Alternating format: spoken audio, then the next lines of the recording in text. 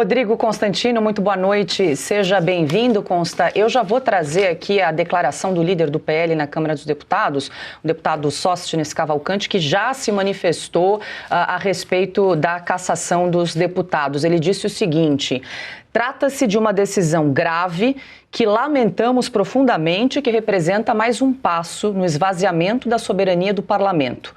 Não se trata de um ato administrativo rotineiro. É uma decisão política que retira do plenário o direito de deliberar e transforma a mesa em instrumento de validação automática de pressões externas. Quando mandatos são cassados sem o voto dos deputados, o parlamento deixa de ser poder e passa a ser tutelado. Milhões de brasileiros que confiaram seus votos a Eduardo Bolsonaro e ao delegado Ramagem ficam hoje sem representação. Isso escancara a deformação do sistema democrático brasileiro, no qual decisões judiciais e administrativas passaram a se sobrepor ao voto popular.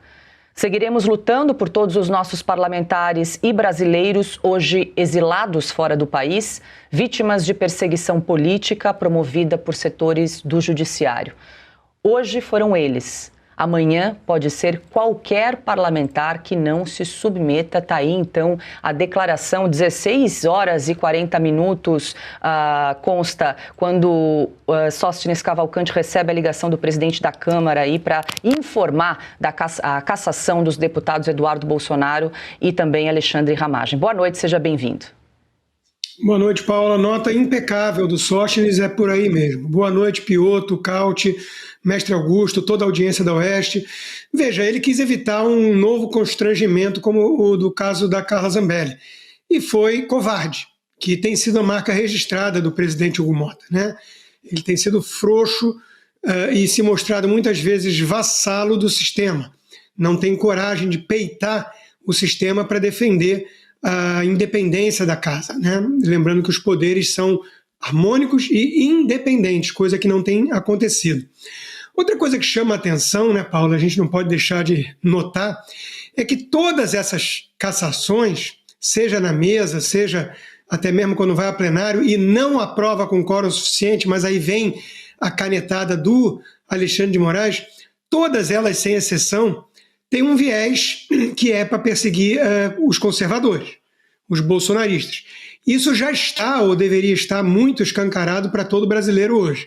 Veja que nem o Glauber Braga, que agrediu um sujeito no parlamento, ele foi afastado. Ele teve apenas uma punição temporária, não teve seu mandato cassado, ou seja, a mensagem é que está liberado bater em pessoas, o que é claramente quebra de decoro, se você for de esquerda, se você for da turma que vai ser defendida depois pelos artistas decadentes, né, pela turminha que grava vídeos, saindo em seu apoio, ou por advogados de bancos fraudadores que viajam em jatinho com ministros do Supremo que depois colocam o caso do próprio banco numa caixa preta, né? Aí você pode enaltecer a figura do Glauber Braga, porque afinal de contas é um deles, né? Então, nada acontece com a turma da esquerda, mesmo quando usam violência contra terceiros, existe um salvo-conduto, existe uma proteção, e tudo acontece, inclusive perseguição injusta, que não passa pelo plenário, que às vezes não tem quórum para cassar, mas dane-se porque vem a canetada do Alexandre de Moraes. Tudo acontece para prejudicar, para caçar os parlamentares de direita. Quem finge que não entendeu ainda o que está acontecendo com o Brasil precisa parar de ser tão sonso.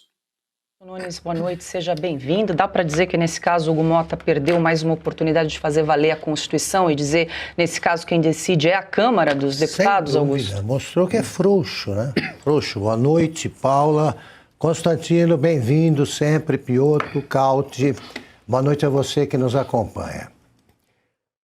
Vale a pena evocar um episódio aí que ocorreu horas antes da decretação do AI-5, em 1968. O governo militar tinha pedido a licença para julgar um deputado que tinha feito um discurso, deputado do MDB, um discurso onde ele dizia que no 7 de setembro os cadetes do Exército não deveriam dançar, as moças brasileiras não deveriam dançar com cadetes do Exército, em bailes de debutantes, um discurso que foi feito no chamado Pinga-Fogo, né? Que é um horário em que falam por 5 minutos, os deputados que não abordam assuntos tão importantes. Então, era um pretexto para a decretação do AI-5. Então, pediram licença, e essa licença foi negada por um grupo que, sob a liderança do Mário Covas, que era um bem moço ainda e chefe e líder da oposição, com muitos votos de deputados governistas, votaram contra a licença. Por quê? Porque não fazia sentido aquilo, não era justo. Esses são os da nota do Sóstenes. Quem subscrevesse essa nota estaria incluído aí nesse grupo. O outro grupo seria representado pelo então presidente da Câmara, que era o Zé Bonifácio de Andrada, um deputado mineiro que era presidente da Câmara. Ele passou, no momento em que estavam votando, ele apareceu durante a votação que negaria licença ao governo. E um deputado, ele falou, deu aviso, olha, essa votação aqui vai dar problema, porque o governo vai reagir e tal. E um deputado gritou, né? Assim, seja menos Zezinho e mais Andrada, que ele era da família dos Andrada. Sabe qual foi a resposta dele? Esse gesto aqui, ó. Deu uma banana gloriosa para quem estava votando e foi embora.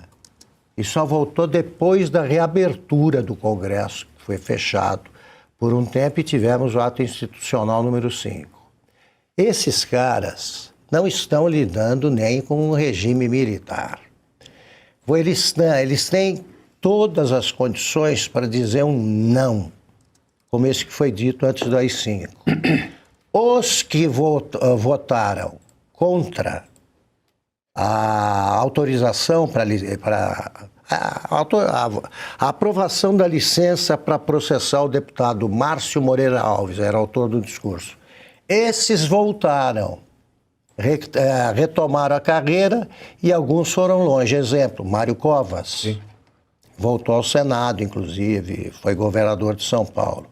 Os outros são todos Zezinhos Bonifácios. Quem não tem coragem de reagir a essa arbitrariedade é covarde.